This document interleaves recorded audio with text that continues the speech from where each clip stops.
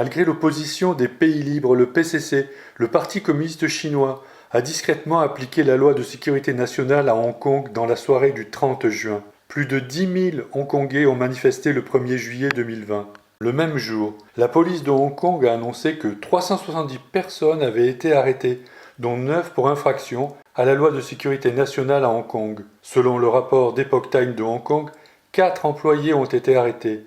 Du 1er juillet 1997 au 1er juillet 2020, après 23 ans, Hong Kong est tombé, en perdant toute liberté et un pays de système n'existe plus. Le PCC a eu peur d'annoncer le contenu spécifique de la loi de sécurité nationale à Hong Kong. Jusqu'au soir du 1er juillet, il n'y a eu qu'une version chinoise de la loi de sécurité nationale à Hong Kong. Les conditions d'arrestation sont les suivantes. Au cours des 2 dernières années, des Hongkongais et des étrangers à Hong Kong ont été condamnés à des peines allant de 3 à 10 ans de prison pour division, subversion, activité terroriste et collusion avec des forces extérieures. La pire peine infligée a été la perpétuité. Depuis juin 2019, le peuple de Hong Kong se rebelle contre la loi envoyée en Chine. Mais le PCC a finalement imposé sa loi persécutrice. Selon Radio Free Asia, aux premières heures du 25 juin 2020, le PCC a secrètement fait venir 30 véhicules militaires à Hong Kong.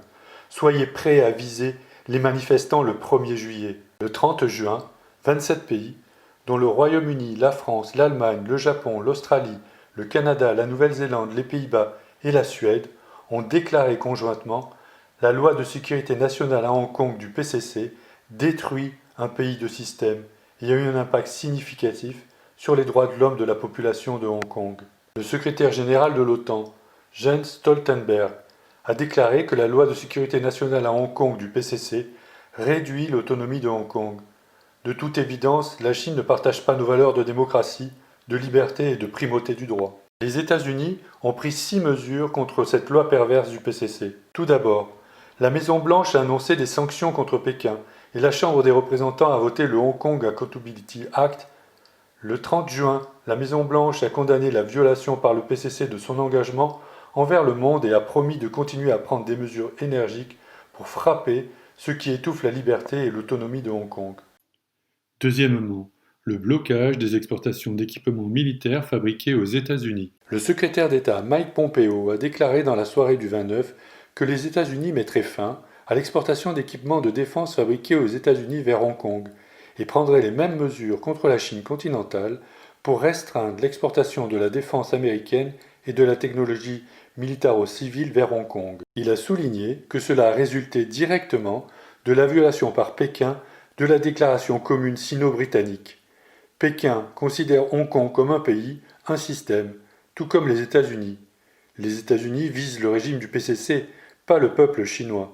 Troisièmement, révoquer le statut spécial de Hong Kong. Le même jour, le secrétaire au commerce des États-Unis, Wilbur Ross, a également déclaré que le statut spécial de Hong Kong devait être révoqué. La mise en œuvre de la loi de sécurité nationale à Hong Kong augmentera le risque que les produits technologiques sensibles américains soient transférés à l'armée du PCC ou au ministère de la Sécurité nationale du PCC après avoir été exportés à Hong Kong et compromettra également l'autonomie de Hong Kong.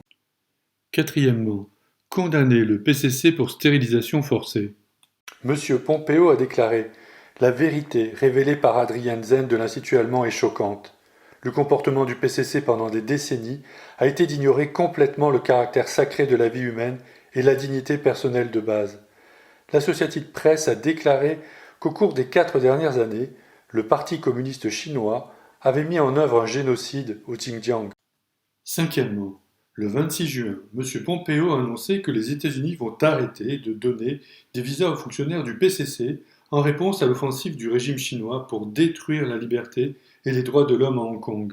Sixièmement, les États-Unis accordent la priorité au peuple de Hong Kong pour demander le statut de réfugié, sans aucune limite de nombre. Le Congrès américain et la Chambre des représentants ont proposé le Hong Kong Safe Harbor Act, avec un consensus entre les 2 parties.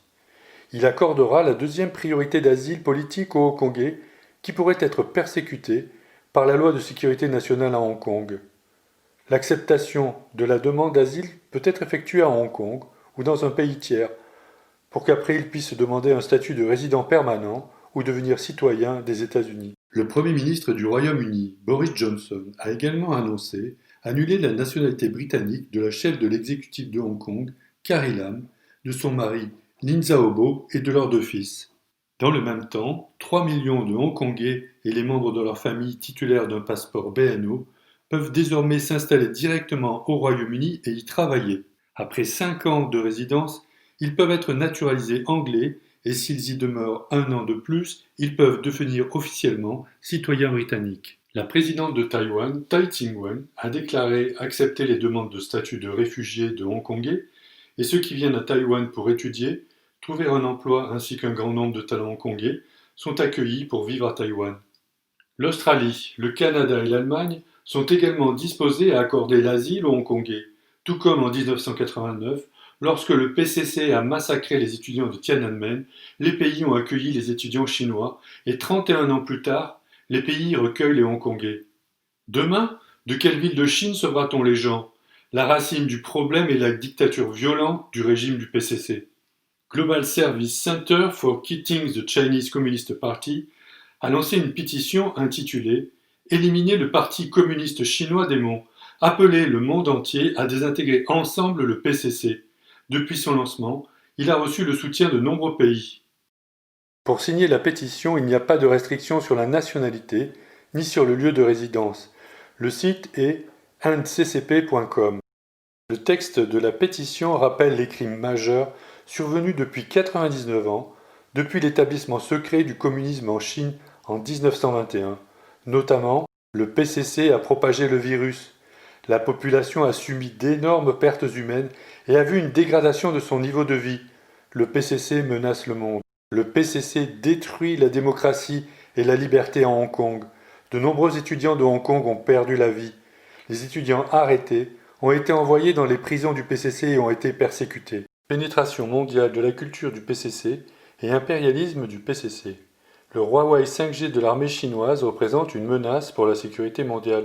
Les instituts Confucius ou écoles du parti, exportant la culture du mensonge du PCC vers les universités et les lycées de divers pays. Par son espionnage organisé à l'étranger, le PCC veut contrôler les pensées et les comportements du peuple chinois dans divers pays.